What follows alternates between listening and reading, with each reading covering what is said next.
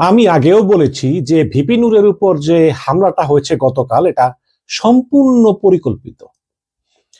এবং আপনারা ভিডিওতে দেখলে বুঝবেন যে ওই জায়গায় আসলে ভিপি নূরকে হামলা করার মতো কোনো কারণই ঘটেনি। আইন শৃঙ্খলা বাহিনী পেটাতেই পারে যদি সেই সিচুয়েশন হয়, যেমন জানমালের নিরাপত্তার জন্য বা আইন শৃঙ্খলা বাহিনীর উপর যদি আক্রমণ করে, তাহলে তাদেরকে দমন করার জন্য লাঠিচার্জ, ছত্রভঙ্গ এগুলো করা যায়। কিন্তু যেখানে ভিপি নূর চলে এসেছেন জাতীয় পার্টির অফিস প্রাঙ্গণ থেকে সংবাদ সম্মেলন করার জন্য নিজেদের কার্যালয়ের সামনে এসেছেন, সেখানে অতর্কিত এই হামলার কোনো যুক্তি আমি দেখি না। এবং এটা যে সম্পূর্ণ সুপরিকল্পিত এটা বলার অপেক্ষা রাখে না। এখন প্রশ্ন হচ্ছে যে তাহলে কেন এই হামলা হলো? জাতীয় পার্টির অফিস ঘেরাও বা মানববন্ধন এই কর্মসূচি যখন গণ অধিকার পরিষদ ঘোষণা করেছিল, তখন সেনাপ্রধানের নিরাপত্তা অফিসার ব্রিগেডিয়ার শামস তিনি ভিপি নূরকে ফোন দেন। ফোন দিয়ে বলেন যে নূর ভাই, এগুলো কইরেন না, এমনিতেই দেশ অনেক সংকটে, একটা নির্বাচন হোক, সে নির্বাচনে যে জিতে সে আসবে, যে জিতবে না সে আসবে না, তাই না? কিন্তু নির্বাচনের আগে এভাবে জাতীয় পার্টির অফিস ঘেরাও করা আপনার কোনো প্রয়োজন নেই বলে আমি মনে করি, প্লিজ দয়া করে আসবেন না। তখন নূর সাহসী, কিন্তু আবার একটু রাগও আছে। নূর বলে, আরে দূর, আপনারা সেনাবাহিনী আপনারা কি করতে পারবেন? জাতীয় পার্টি ফ্যাসিবাদের দোসর, এই জাতীয় পার্টিকে নিষিদ্ধ করতে হবে, কারণ এই গত 14-15 বছর ধরে আওয়ামী লীগের এই অবৈধ ক্ষমতা টিকিয়ে রাখতে সবচেয়ে বড় সহযোগী ছিল জাতীয় পার্টি, হুইচ ইজ ট্রু। তো যাই হোক, এরপর নুরুল হক নূর ঘেরাও করে মানববন্ধন করে ধাওয়া পাল্টা দেওয়া হয়। এই তারপরে যখন সে চলে আসে, তখন হয়তো বা উপরের কোনো নির্দেশ, এখন সেখানে যে কমান্ডার ছিল সে নির্দেশ দিয়েছে, নাকি আর উপরের লেভেল থেকে মানে সেনাপ্রধানের কাছ থেকে এই নির্দেশ এসেছে, এবার আমি শিওর না। কিন্তু উপরের লেভেল থেকেই এই নির্দেশটা এসেছে তাকে প্রহার করার জন্য। হয়তো এটুকু হতে পারে যে প্রহার করতে গিয়ে বেশি প্রহার করে ফেলেছে, বা এরকম হতে পারে, বাট এটা ছিল পরিকল্পিত। কেন এই হামলা চালানো হলো? সেটা হচ্ছে যে বাংলায় কথা আছে না, ঝিকে মেরে বউকে শেখানো। মানে ওই যে শাশুড়িরা কি করে, শাশুড়িরা তার নিজের মেয়েকে মারে আর কি, মায়েরা ছেলের বউকে শিখায়।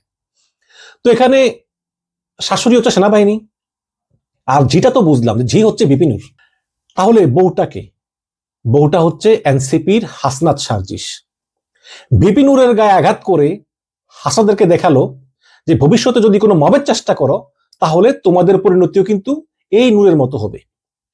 নূরের মতো নেতা, যিনি কিনা সেই কোটা আন্দোলন থেকে শুরু করে এই পর্যন্ত একটা সাধারণ ঘরের ছেলে হয়ে নিজেকে এই অনন্য উচ্চতা নিয়েছেন, নির্যাতন সহ্য করেছেন, জেল জুলুম সবকিছু করেছেন, কিন্তু এইরকম কেউ তাকে আগে মারেনি। এমনকি স্বৈরাচার সরকারও কিন্তু তাকে এইভাবে মারেনি, যেভাবে এই সেনাবাহিনী গতকালকে মারল। এবং সেনাবাহিনী এটাকে একটা টেস্ট কেস হিসাবে নিয়েছে, এবং নূরকে মেরে এনসিপিকে দেখিয়ে দিয়েছে যে ভবিষ্যতে যদি কোনো দাবিতে কোনো মবের চেষ্টা করো, তাহলে তোমাদের পরিণতিও এইরকমই হবে। এবং এই কারণেই আপনারা জানেন যে এনসিপি খুবই ক্ষুব্ধ, তারা প্রতিবাদ করেছে। এবং আমি আগেও বলেছি যে ভিপি নূরের উপর আক্রমণটা আসলে বিএনপি এবং জামাতের দ্বন্দ্বের একটা ফসল। বিএনপি জামাত বৈঠক করেছে, কিন্তু ফলপ্রসূ হয়নি।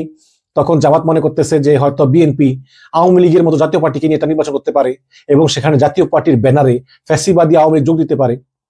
তো এই কারণেই তার চিন্তা করছে যে জাতীয় পার্টিকে নিষিদ্ধ করতে হবে, এবং তারা যেহেতু নিজেরা বড় দল কিছু বলতে পারে না, এই কারণে নূরকে দায়িত্ব দিয়েছে যে একটা জনমত তৈরি করে জাতীয় পার্টিকে নিষিদ্ধ করার জন্য, একটা জনমত তৈরি করে, একটা আন্দোলন তৈরি করে, তারপর সরকারের উপর চাপ প্রয়োগ করে জাতীয় পার্টিকে নিষিদ্ধ করতে দিতে হবে। কিন্তু সেনাবাহিনী কত যে না, আওয়ামী লীগ নিষিদ্ধ হয়েছে হয়েছে, কিন্তু এখন যে দলগুলো আছে এই দলগুলোর ভিতরেই নির্বাচন হোক, এবং এতে যে যে আসন পায় পাক। আর সেনাবাহিনীর যুক্তি হচ্ছে যে জাতীয় পার্টি কয়টা আসনই পাবে ভাই? জাতীয় পার্টি একসময় রংপুরে খুব স্ট্রং ছিল, এখন সেই রংপুরে তাদের অবস্থা খারাপ। তো জাতীয় পার্টি তো ওই রকম না, তারা যদি 2-4টা আসন এমন পেয়েও যায় তো তাদের সমস্যা কি? 300-র ভিতরে 2-4টা যদি পায়ও তাতে কি আসে যায়? তো এখন যেহেতু নূর সেনাবাহিনীর কথা শুনলেন না, কাজেই সেনাবাহিনী সুযোগ পেয়ে তাকে উত্তম মাধ্যম দিয়েছে, কিন্তু ডোজ বেশি হয়ে গিয়েছে, যেই কারণে তিনি এখন জীবন মৃত্যুর সন্ধিক্ষণে, যেটা অবশ্যই নিন্দনীয়। কারণ ভিডিওতে আপনি দেখবেন যে ওই জায়গায় নূরকে হামলা চালানোর কোনো কারণই নেই। আইন শৃঙ্খলা বাহিনী তখনই হামলা চালায় যখন প্রয়োজন হয়, কিন্তু এটা সম্পূর্ণ নিষ্প্রয়োজন ছিল, এবং নূরের উপর হামলা করাই হয়েছে উপরের নির্দেশে এবং হাসনাদের দেখানোর জন্য যে দেখো তোমাদের পরিণতিও একই রকম হবে। এবং ভিপি নূরের উপর হামলায় সরকার কিন্তু আসলে চরম মর্মাহত। আমরা দেখেছি আসিফ নজরুল মর্মাহত, ডক্টর ইউনূস মর্মাহত। তারা চাননি যে নূরের উপর হামলা হোক, কারণ নূর হচ্ছে অন্যতম জুলাই যোদ্ধা এবং এই হাসিনার পলায়নে নূরের ভূমিকা ছিল অনেক।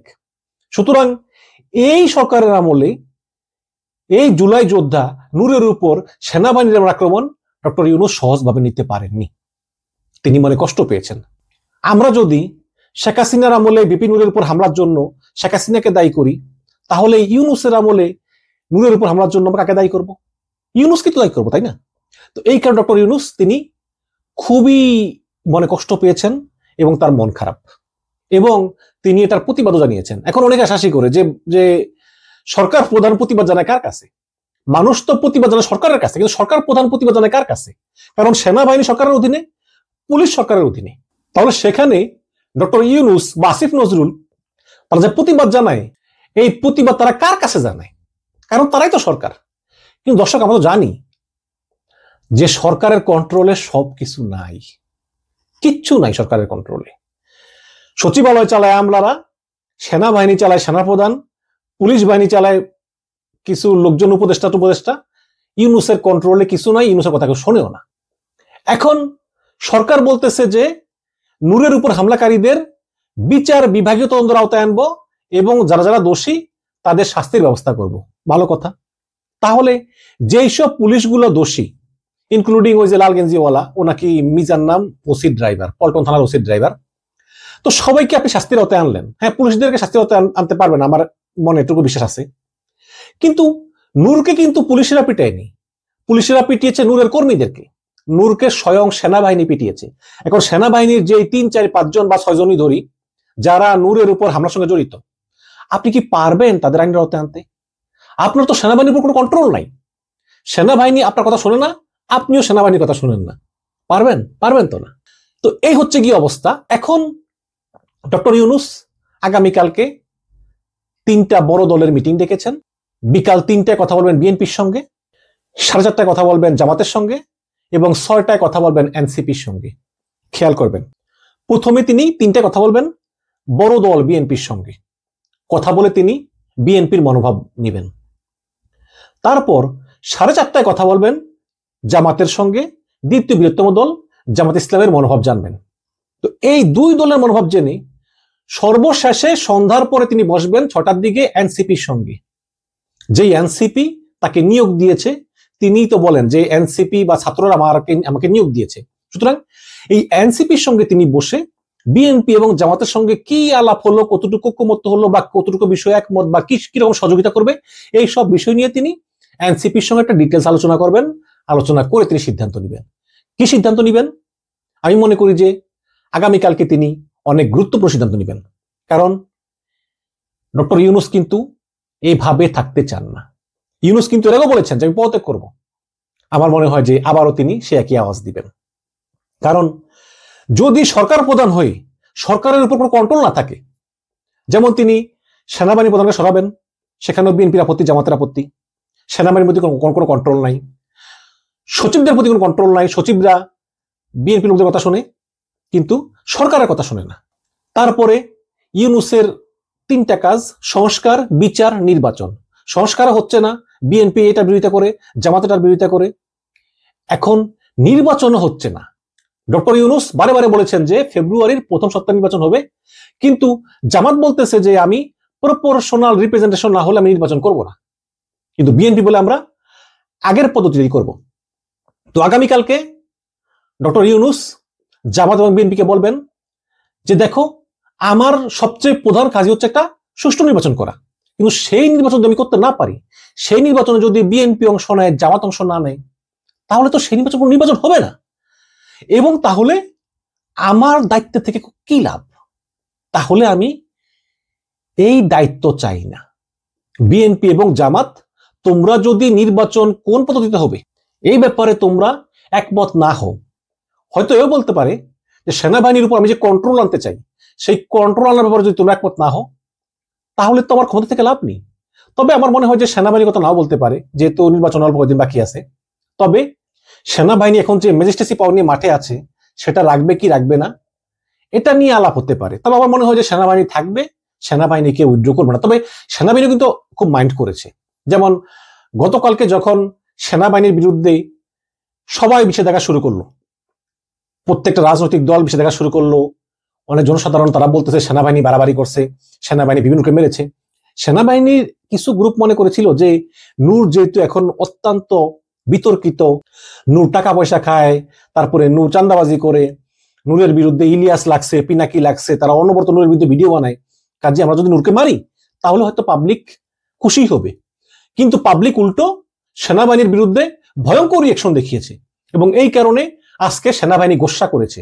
আজকে যখন গণ অধিকার পরিষদের কিছু কর্মী তারা জাতীয় পার্টির অফিস ভাঙচুর করে আগুন লাগিয়ে দেয়, তখন কিন্তু সেনাবাহিনীকে ডাকা হয়েছিল, কিন্তু সেনাবাহিনী আসেনি।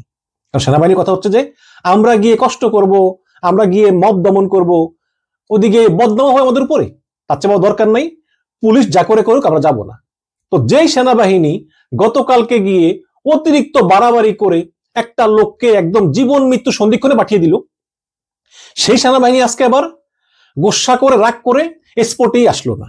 তাহলে দেখেন সেনাবাহিনীর উপর সরকারের কন্ট্রোল কতটুকু আছে, মোটেই নেই।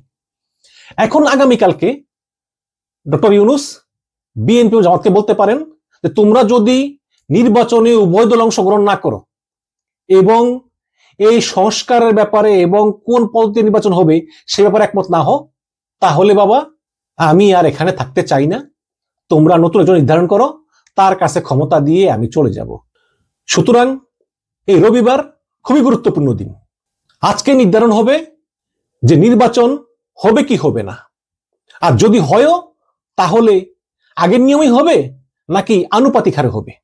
শুধু তাই নয়, আজ নির্ধারিত হবে যে ইউনূস ক্ষমতায় থাকবেন কি থাকবেন না। ডক্টর ইউনূস বিএনপির সঙ্গে, জামাতের সঙ্গে, এনসিপির সঙ্গে যে আলোচনা করবেন সেই আলোচনার আলোকেই নির্ধারিত হবে নির্বাচনের ভাগ্য এবং নির্ধারিত হবে ডক্টর ইউনূসেরও ভাগ্য। আমরা নজর রাখবো এবং আপনারা নজর রাখুন। ধন্যবাদ।